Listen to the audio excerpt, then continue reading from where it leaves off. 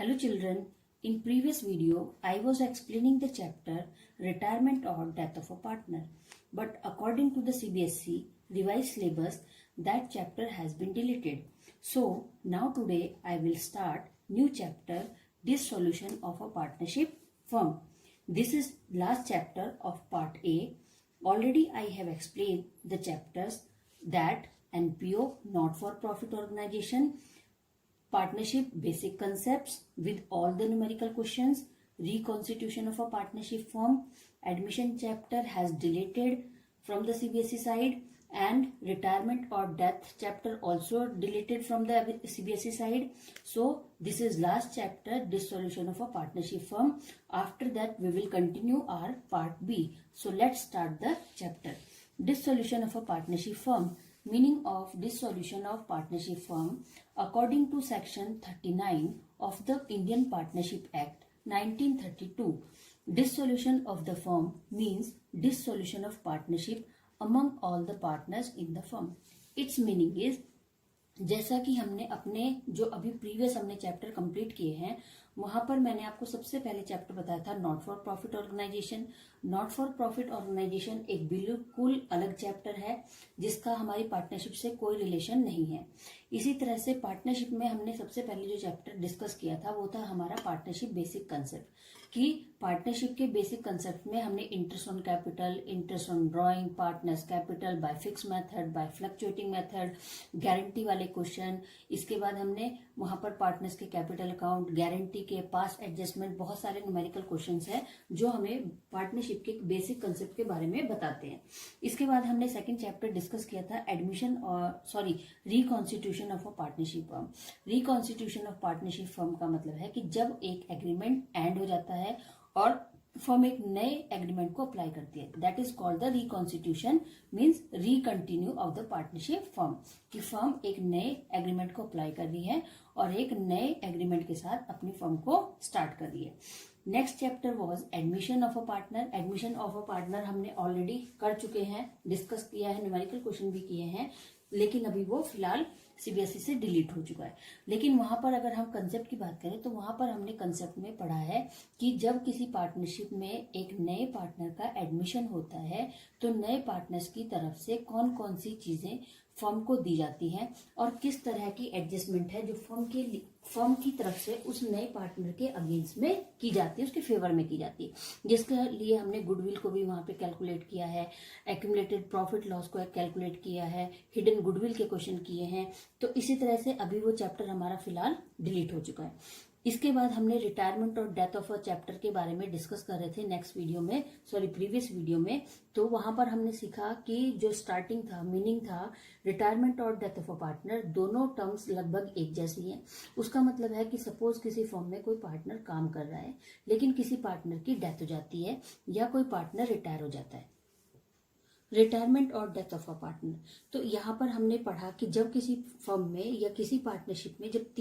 कोई 2 या 3 पार्टनर मिलकर के काम कर रहे हैं लेकिन कोई एक पार्टनर किसी सर्कमस्टेंसेस की वजह से या किसी भी रीजन की वजह से वहां से रिटायरमेंट ले रहा है या अपनी जो उसकी हेल्थ है वो अच्छी नहीं है या वो प्रॉपरली काम नहीं कर पा रहा है, तो बहुत सारे रीजन है वहां पर उसकी रिटायरमेंट होने के। तो इसी तरह से अगर किसी की सडन डेथ हो जाती है तो उन कंडीशंस में जो फर्म है वो किस तरह से या कंटिन्यू करेगी या फिर वहां पर रुक जाएगी और कुछ टाइम वेट करेगी और after that he will be continue. तो इस तरह से हमारा ये लास्ट चैप्टर है हमारे पार्ट फर्स्ट का, जिसमें हम कह रहे हैं कि डिससॉल्यूशन ऑफ पार्टनरशिप फर्म, कि जहां पर फर्म और पार्टनरशिप फर्म और पार्टनरशिप के बारे में डिससॉल्यूशन की अब कोई समाधान नहीं है और हमें इसको बंद करना है या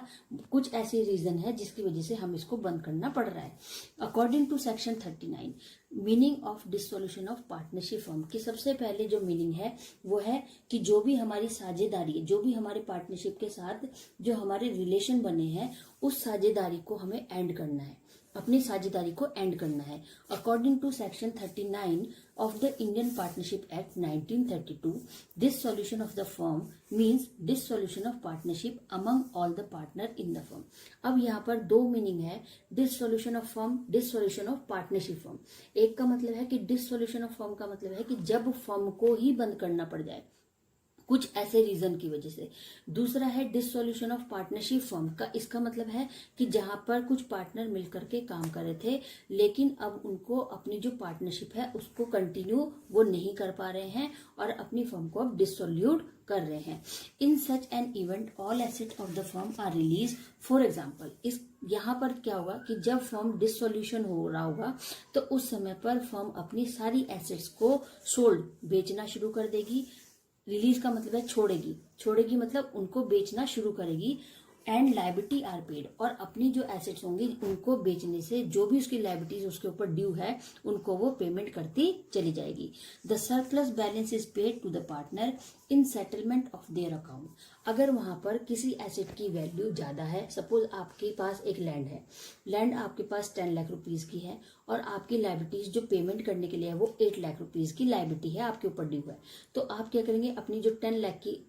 लैंड है उसको आपने सोल्ड आउट कर दिया, उसको बेच दिया और अपनी 8 लाख रुपए की जो आपके ऊपर लाइबिलिटी थी उसको आपने पे ऑफ कर दिया। तो यहाँ पर 2 लाख रुपए जो है वो आपके फेवर में सरप्लस में बच रहे हैं। तो उन 2 लाख रुपए को फर्म क्या करेगी, आपके अकाउंट्स में आपके रेशो के अकॉर्डिंग डिस्ट्रीब्यूट कर देगी of their account and short fall in met from their private assets. लेकिन अगर उन लाइबिलिटीज को पे करने के लिए जो पार्टनर्स की एसेट्स हैं वो कम कीमत की हैं या पैसा पूरा नहीं हो पा रहा है लाइबिलिटीज को पे करने के लिए, तो फर्म अब आपकी सभी प्राइवेट एसेट्स को भी बेच सकती है या उनको बेचने से भी अपनी लाइबिलिटीज को पूरा करेगी, चुकाएगी। Unlike dissolution of partnership which means only change in existing relationship between the partners and the firm continues. Dissolution of firm means only dissolve wind up. अब वो कह रहा है कि डिसोल्यूशन ऑफ पार्टनरशिप जो है वहां पर उसका मतलब है कि जब वहां पर जो फर्म है, जो पार्टनर है, उनके आपस में जो एक कमिटमेंट है वो काम नहीं कर रहा है या वो एक कमिटमेंट के साथ अपनी जो पुरानी पार्टनरशिप है उसको वो एंड करना चाहते हैं एंड द फर्म कंटिन्यू, और बाकी 2-3 जो पार्टनर है वो वहां पर डिसोल्यूट कर रहे हैं, मना कर रहे हैं, और बाकी जो है वहां पर एक पुरानी पार्टनरशिप को बंद करके और एक नई पार्टनरशिप को हम अप्लाई करते हैं। The firm means only dissolve wind up. Dissolution of firm का मतलब है कि जहां पर अब कोई भी हमारे पास रीजन नहीं है फर्म को चलाने का और हमें उसको वाइंड अप बंद करना ही पड़ेगा। उसके कुछ रीजंस यहाँ पर क्रिएट होंगे जिनकी वजह से फर्म वाइंड अप होगी। Types of dissolution of a firm, कि किस तरह के टाइप्स हैं जो डिसोल्यूशन में। अब अगर हम पहले यहाँ पर बात करें डिसोल्यूशन ऑफ पार्टनरशिप फर्म, कि जब हमारे डिसोल्यूशन ऑफ पार्टनरशिप चेंजेस, हमारे डिसोल्यूशन हो रहा होगा पार्टनरशिप में, तो वहां पर इसका मतलब है कि dissolution of partnership changes the existing relationship between partners, कि जो भी पार्टनर्स के बीच में रिलेशनशिप है वो चेंज हो रहे हैं। इसका मतलब कुछ नया हो रहा है, वहां पर रेशियो चेंज हो रहे हैं, बट द फर्म में continue its business as before. Firm क्या कर रही है, अपने पुराने रेशियो को नए रेशियो में चेंज कर रही है और एक नए एग्रीमेंट के साथ वहां पर फर्म को फिर से स्टार्ट कर रही है। तो और बाकी सब काम उसका एज यूजुअल वैसे ही चलता रहेगा जैसा उसका पहले चल रहा था। The dissolution of partnership may take place in any of following ways. इसका मतलब है कि जब फर्म वहां पर डिसोल्यूशन के टाइम पर भी बहुत सारे चेंजेस होंगे। अगर एक फर्म में एक जो पार्टनरशिप का जो एक्ट था, एग्रीमेंट था, वो आपने अब कह रहे हो कि भाई हमें चेंज करना है, कुछ नया करना है, तो वहां पर आपने जो पुरानी डिटेल, जो पुराना एक एग्रीमेंट था उसको हटा करके और अपने सभी पार्टनर के साथ मिलकर के एक नए एग्रीमेंट को अप्लाई कर दिया और उसके अकॉर्डिंग आप काम कर रहे हो। तो इसका मतलब है सपोज अगर किसी पार्टनर के छोड़कर चले जाने से फर्म का नाम चेंज नहीं होगा, फर्म का काम चेंज नहीं होगा, तो उन कंडीशन में क्या होगा कि एग्रीमेंट नया बन जाएगा, एक म्यूचुअल अंडरस्टैंडिंग नई क्रिएट हो जाएगी और फर्म जो है उसी काम को कंटिन्यू करती रहेगी। तो जब हम ऐसा डिसोल्यूशन के चैप्टर को हम यूज करेंगे तो वहां पर पार्टनरशिप में चेंज आएंगे, और वो पार्टनरशिप के चेंज कब कब आते हैं, कब कब हमें फर्म को रिकॉन्स्टिट्यूशन, एक तरह से हम इसको कह सकते हैं कि ये रिकॉन्स्टिट्यूशन का एक पार्ट है कि अगर फर्म डिसॉल्व हो रही है तो वहां पर आपका एक रिकॉन्स्टिट्यूशन भी अप्लाई होगा, जिसमें हम कहेंगे कि सबसे पहले चेंज इन एनपीएसआर अमंग पार्टनर्स, कि जो भी पार्टनर्स हैं, एक यहाँ पर डिसॉल्व हो रहा है, अगर कोई पार्टनर छोड़ रहा है, फर्म को जा रहा है और बचे हुए पार्टनर आगे के काम को कंटिन्यू रखेंगे, तो वहां पर उनका एक नया रेशियो यहाँ पर बन जाएगा। Change in existing profit sharing ratio among partner. इसके बाद एडमिशन के टाइम पर भी ये यहाँ पर अप्लाई होगा। इसके बाद है जब कोई पार्टनर रिटायर होगा या किसी की डेथ हो जाएगी अचानक से, या कोई पार्टनर डिसॉल्व हो जाएगा, तो उन सभी कंडीशन में ये सारे जो हमारे डिसोल्यूशन का जो कंसेप्ट है ये काम करेगा। इसका मतलब जैसे अगर मैं समझाऊं कि एक नए पार्टनर का एडमिट हुआ, एक नया फर्म में एक पार्टनर एडमिशन हो रहा, तो इसका मतलब एक जो पुरानी हमारी रिलेशनशिप थी, एक हमारा जो पुराना पार्टनरशिप का एग्रीमेंट था वो हमारा ओवर हो चुका है, और एक नए एडमिशन के साथ हमारा एक नया एग्रीमेंट वहां पर अप्लाई होगा। तो जिसे हम फर्स्ट जो एग्रीमेंट है, जो फर्स्ट हमारा कमिटमेंट है वो हमारा ओवर हो रहा है, तो इसका मतलब जो फर्स्ट पार्टनरशिप थी वो डिसॉल्व हो रही है और सेकंड जो पार्टनरशिप है वो कंटिन्यू हो रही है। तो जब भी किसी पार्टनर का एडमिशन होगा, रिटायरमेंट होगा, डेथ होगी, इंसॉल्वेंसी होगी, या कॉम्प्लीशन ऑफ द वेन्यूर होगा, या एक्सपायरी हो जाएगी कि आपने सपोज एक पार्टनरशिप को, एक फर्म में ABC 3 पार्टनर थे, तीनों ने मिलकर के 1 साल का कमिटमेंट बनाया, 1 साल के एग्रीमेंट के लिए काम करना शुरू किया, तो 1 साल के बाद ऑटोमेटिकली वो जो एग्रीमेंट है वो अपने आप ही क्लैश हो जाएगा। तो इसका मतलब आपका जो एग्रीमेंट है वो 1 साल के लिए ही आपके पार्टनरशिप के लिए काम करेगा, लेकिन 1 साल के बाद उसकी जो डेट है वो एक्सपायरी हो जाएगी और अब आपको वहां पर एक नए एग्रीमेंट को अप्लाई करना पड़ेगा अपनी पार्टनरशिप को कंटिन्यू करने के लिए। Types of dissolution of a firm. तो यहाँ पर अब हम डिसोल्यूशन के जो टाइप्स हैं या किन कंडीशंस में फर्म में डिसोल्यूशन होता है उन सब के बारे में डिस्कस करेंगे। First is dissolution by agreement, section 40, voluntary dissolution through mutual agreement amongst partners, consensual dissolution according to the partnership agreement और अ कॉन्ट्रैक्ट। इसका मतलब है कि डिसोल्यूशन बाय एग्रीमेंट, कि जो भी हमारे बीच में एक एग्रीमेंट बना है उसको हम सभी साझेदार मिल करके आपस में म्यूचुअल अंडरस्टैंडिंग के साथ हम उसको खत्म कर सकते हैं, और जो पार्टनरशिप है उसको हम खत्म कर सकते हैं। सभी साझेदार जो भी पार्टनरशिप में पार्टनर हैं उन सभी की सहमति के द्वारा। इसके बाद है कि जो भी उनके बीच में जो कॉन्ट्रैक्ट बना है उस अगर कॉन्ट्रैक्ट में अप्लाइड है कि आप जब चाहे पार्टनर मिल करके अपने फर्म को डिसोल्यूट कर सकते हैं, एक जो पार्टनरशिप पुरानी पार्टनरशिप है उसको खत्म करके एक नए को बना सकते हैं, तो हम हमेशा मतलब डिसोल्यूशन बाय एग्रीमेंट, यहाँ पर आपको कोर्ट में जाने की जरूरत नहीं है। यहाँ पर आपस में उनकी म्यूचुअल अंडरस्टैंडिंग होनी चाहिए और उनके पास जो एग्रीमेंट है उसमें रिटर्न होगा, जो कॉन्ट्रैक्ट बना होगा वो अप्लाई होगा और फर्म में डिसोल्यूट हो जाएगा। Next is compulsory dissolution, section 41, कि किन कंडीशन में फर्म को डिसोल्यूट करना ही पड़ता है। When the business of the firm is declared illegal, कि अगर फर्म जो इलीगल काम कर रही है उस कंडीशन में फर्म को बंद करना पड़ सकता है। When all the partner except one decide to retire from the firm, अगर जितने भी पार्टनर हैं उनमें से अगर कोई एक भी चाहे और वो चाहे कि मैं रिटायर्ड हो जाऊं फर्म से, तो आपके सपोज आपने 4 पार्टनर ने मिलकर के काम स्टार्ट किया, 4 पार्टनर थे ABCD, अब वहां पर ए कह रहा है कि मैं तो रिटायर हो रहा हूं, तो आपको अब वहां पर अपनी फर्म को डिसोल्यूट करना पड़ेगा कंपलसरी, क्योंकि वो एक बाहर चला जाएगा। तो आपका जो एग्रीमेंट है वो 1 साल के लिए था, लेकिन वो बीच में ही अगर मना कर रहा है कंटिन्यू करने के लिए, तो आपको यहाँ पर फर्म को डिसोल्यूट करना पड़ेगा। When all the partners or all except one partner die, अगर सभी पार्टनर में से किसी एक पार्टनर की डेथ हो जाती है तो भी फर्म को डिसोल्यूशन हो जाएगा। When all the partners or all except one partner are declared insolvent, अगर उनमें से कोई भी एक पार्टनर जो है वो इंसॉल्वेंट बन जाता है तो भी वहां पर दिवालिया हो जाता है, वो अपनी लायबिलिटी पे नहीं कर पाता या काम को कंटिन्यू नहीं कर पाता है, उसकी जो रेपुटेशन है वो अच्छी नहीं है, कोई भी उसके साथ इन्वेस्टमेंट नहीं करना चाहता है, तो इस तरह से अगर वो इंसॉल्वेंट है तो भी यहाँ पर फर्म को डिसॉल्व करना पड़ेगा। Next is dissolution upon contingency if the partnership deed so provided, section 42। When the firm is constituted, अगर यहाँ पर कह रहे हैं कि अगर कभी अचानक से कोई ऐसी मिस हैपनिंग होती है तो उसकी वजह से भी फर्म को डिसॉल्व करना पड़ता है। इसका मतलब है कि when the firm is constituted for a fix term, कि अगर आपने एक फिक्स टर्म के लिए अपनी पार्टनरशिप को अप्लाई किया था, लेकिन on the expiry of that term, लेकिन अब उस डेट में जो है वो एक्सपायरी हो चुका है। मान लिया आपने 1 ही साल के लिए अपनी पार्टनरशिप को अप्लाई किया था और 1 साल आपका पूरा हो चुका है, तो आपको एक नए एग्रीमेंट को वहां पर अप्लाई करना पड़ेगा और पुरानी जो वो है वो आपकी डिसॉल्व हो जाएगी। When the firm is constituted to carry out one or more project venue on the completion thereof, अगर कोई आपने जो पार्टनरशिप बनाई थी वो किसी पर्टिकुलर प्रोजेक्ट के लिए थी, पर्टिकुलर किसी रीजन के लिए काम कर रही थी, तो जैसे ही वो प्रोजेक्ट आपका कंप्लीट हो जाएगा तो वो पुराना जो पार्टनरशिप है वो डिसॉल्व हो जाएगी। When a partner of the firm die, अगर कोई पार्टनर मर जाता है, किसी की डेथ हो जाती है। When a partner of the firm is declared insolvent, और अगर कोई पार्टनर इंसॉल्वेंट बन जाता है तो भी फर्म में डिसोल्यूशन हो जाएगा। डिसोल्यूशन बाय नोटिस सेक्शन 43, अब यहाँ पर डिसॉल्व भी कर सकती है फर्म को अगर वो नोटिस का यूज करे। In case of partnership at will the firm may be dissolve if any one partner gives a notice in writing to the other partner, अगर कोई एक पार्टनर अपनी पार्टनरशिप एक्ट के अकॉर्डिंग एक रिटर्न नोटिस पे दे देता है फर्म को और अपने पार्टनर्स को, तो भी वहां पर फर्म को डिसॉल्व होना पड़ेगा। Dissolution by order of court, अब यहाँ पर जो है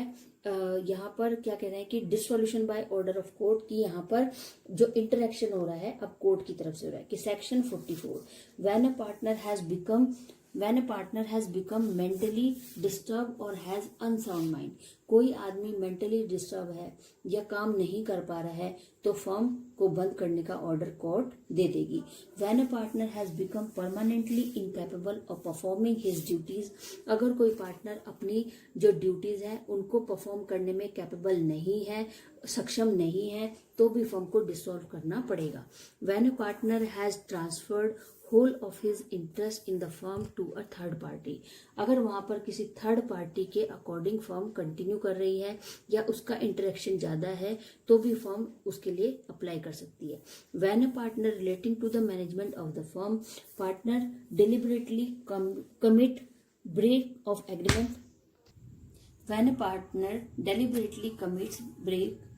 breach of agreement relating to the management of the firm, अगर वहां पर फर्म में जो मैनेजमेंट है वो चाहता है कि जो फर्म है वो डिसोल्यूट हो जाए एक एग्रीमेंट के लिए, एक एग्रीमेंट के साथ, तो वहां पर डिसोल्यूशन हो जाएगा। When the court is satisfied that the firm can not be carried on accept at a loss, अगर फर्म बहुत ज्यादा लॉस में जा रही है तो और वहां पर कोई भी वहां पर सेटिस्फाइड नहीं है, कोर्ट कह रहा है, तो इस कंडीशन में भी फर्म को डिसोल्यूट करना पड़ेगा। When the court is satisfied that the dissolution of firm is not just and equitable, कि वहां पर जो भी court when the court is satisfied, वहां पर कोर्ट कह रहा है कि अगर फर्म में जो भी पार्टनर है वो सेटिस्फाइड नहीं है अपने इक्विटेबल पार्ट के लिए, कि जो भी प्रॉफिट है वहां पर उनको इक्वल नहीं मिल पा रहा है, बहुत ज्यादा लॉसेस फेस करने पड़ रहे हैं, लायबिलिटीज बहुत ज्यादा बढ़ रही है, इंसॉल्वेंसी हो रही है किसी नए पार्टनर की, इलीगल फर्म काम कर रही है, तो इस तरह से हम वहां पर अलग अलग टाइप्स के अकॉर्डिंग फर्म को डिसोल्यूट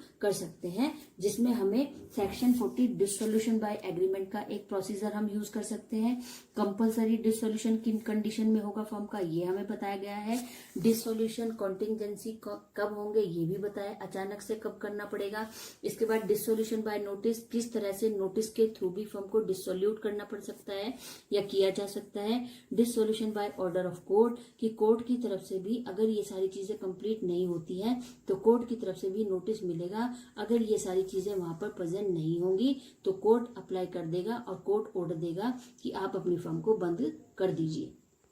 now the difference between dissolution of partnership and dissolution of firm. First, termination of business, व्यवसाय की, जब हमारे व्यवसाय की, हमारे काम की समाप्ति हो रही, मतलब एंड हो रहा है।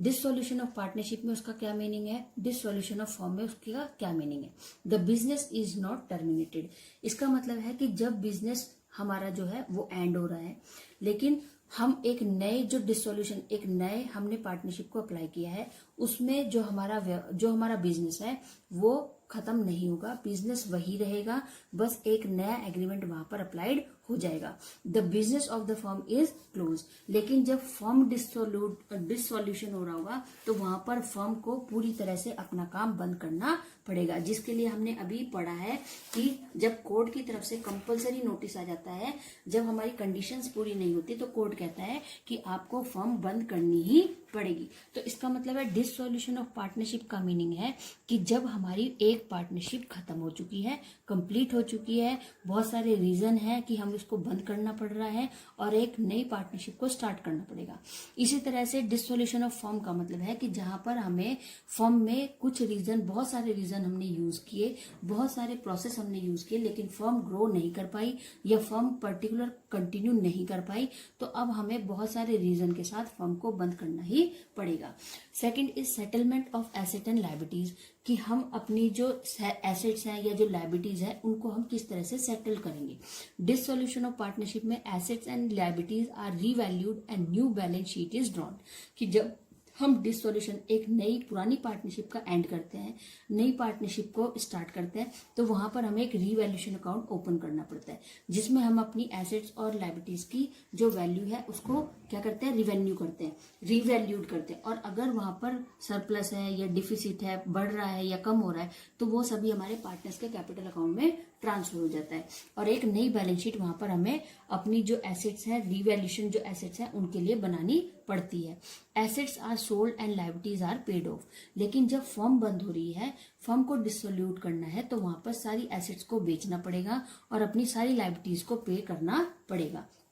थर्ड इज कोर्ट इंटरवेंशन, कि कोर्ट कहां पर इंटरेक्ट कर रहा है। Court does not intervene because partnership is dissolve by mutual agreement, कि यहाँ पर फर्म में अगर कोई पार्टनरशिप एंड हो रही है और एक नई पार्टनरशिप हमें स्टार्ट करनी है, तो फर्म में वहां पर कोर्ट अप्लाइड नहीं करेगा और इंटरेक्ट भी नहीं करेगा, क्योंकि ये आपस में जो पार्टनर है उनका म्यूचुअल अंडरस्टैंडिंग है कि वो जब चाहे पार्टनरशिप को एंड कर सकते हैं और जब चाहे पार्टनरशिप को कंटिन्यू कर सकते हैं। लेकिन अगर फर्म बंद हो रही है, a firm can be dissolve by court order, लेकिन फर्म तभी बंद होगी जब फर्म सेटिस्फाइड हो जाएगा कि फर्म किन रीजन में है और फर्म काम क्यों नहीं कर पा रही है या कंटिन्यू क्यों नहीं कर पा रही है, और इन सब रीजन से जब वो सेटिस्फाइड नहीं होगा तो वहां पर वो कोर्ट ऑर्डर देगा, एक नोटिस प्रोवाइड करेगा उस फर्म के लिए और कहेगा कि फर्म को बंद कर दिया जाए। Next is economic relationship. क्या इकोनॉमिक रिलेशनशिप है?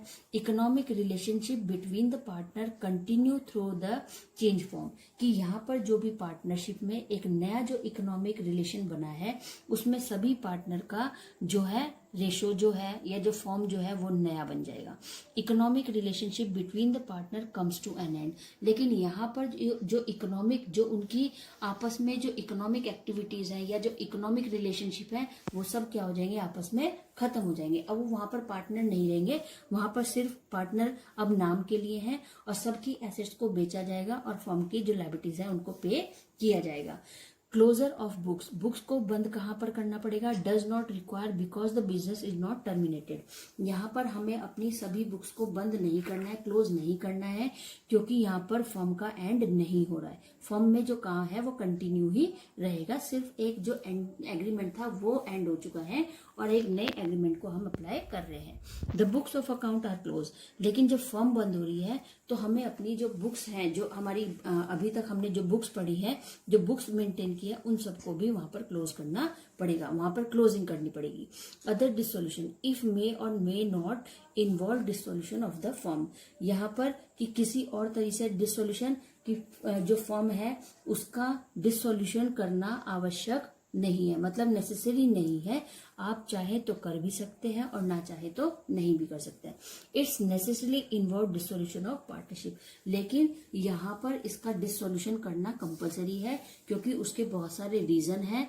और उसको कोर्ट ने भी हमें एक नोटिस प्रोवाइड किया है, नोटिस भेजा है हमारे लिए और कहा है कि फर्म को dissolution. Today I have explain again our chapter dissolution of a partnership firm for your revision, because this is very important chapter. In this chapter 10 marks question has come and in homework I have given some other questions for your homework. So take care and goodbye.